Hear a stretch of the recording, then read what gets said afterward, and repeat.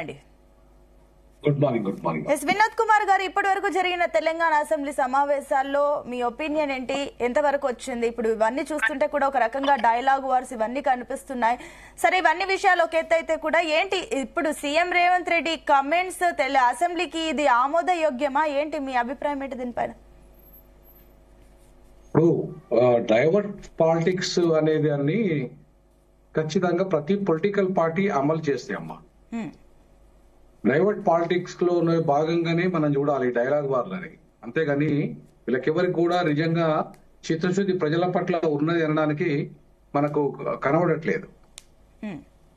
So ఈ divorce politics అనే దానికి నేనేమంటున్నానంటే, ఇద్దరు కూడా అతిథులు కాదు, ఈ రెండు పార్టీలు కూడా అతిథులు కాదు. అధికార పార్టీ గాని ప్రతిపక్ష పార్టీ గాని గతంలో ఈ డైలాగ్ వార్తోనే డైవర్ట్ పాలిటిక్స్ చేశాయి. సో ఇక్కడ తెలంగాణ జాతిపిత అనడానికి కేసీఆర్ గారికి అయితే అర్హత లేదు. ఎందుకంటే జాతిపిత ఎప్పుడు కూడా స్టేట్స్ మ్యాన్ గా ఉంటాడు. స్టేట్స్ మ్యాన్ గా ఉన్నవాడే జాతిపిత అవుతాడు. అంతే తప్ప ఈ చిల్లర పాలిటిక్స్ చేసి చిల్లర డైలాగ్ ఉంటడంలో జాతిపితలు గారు. సో జాతిపితకు అర్హుడు అస్సలే కాదు కేసీఆర్ గారు. ఇక రెండో విషయానికి వస్తే, ఇప్పుడు వీరు కూడా రేవంత్ రెడ్డి గారు కూడా ఆ భాష మాట్లాడుతున్న భాష సరిగా లేదు.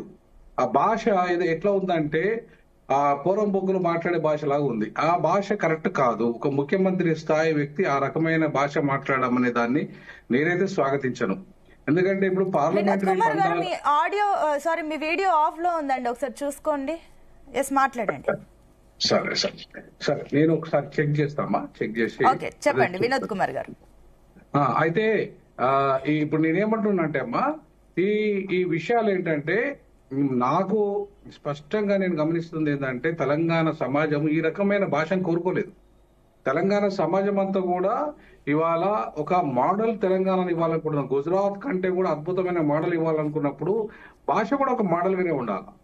భాష అనే దాన్ని నువ్వు అధ్వానంగా ఉంచి ఇవాళ నేను మోడల్ ఇస్తా అంటే కూడా ప్రజలు ఎట్లా స్వీకరిస్తారు?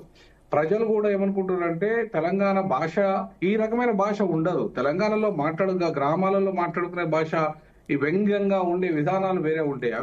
అవి ఏ రకంగా ఉంటాయంటే ఎత్తి పొడుపు రకంగా ఉండకుండా అది ఒక రకంగా మనకి సజెషన్స్ ఇచ్చే విధంగానే ఉంటాయి తప్ప, ఏదైనా సరే ప్రభుత్వాలు అటు ప్రతిపక్షమైన అధికార పక్షమైన సజెషన్స్ ఇవ్వాలి. కన్స్ట్రక్టివ్ గా ఒక పాలసీ మీద డిస్కషన్ జరగాలి.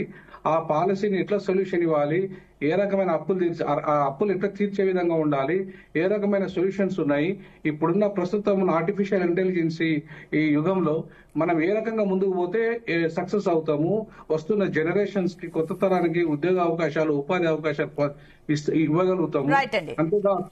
వినోద్ కుమార్ గారు, కాస్త మీ వీడియో ఒక్కసారి చూసుకోండి, నేను మళ్ళీ మీ దగ్గరకు వస్తాను.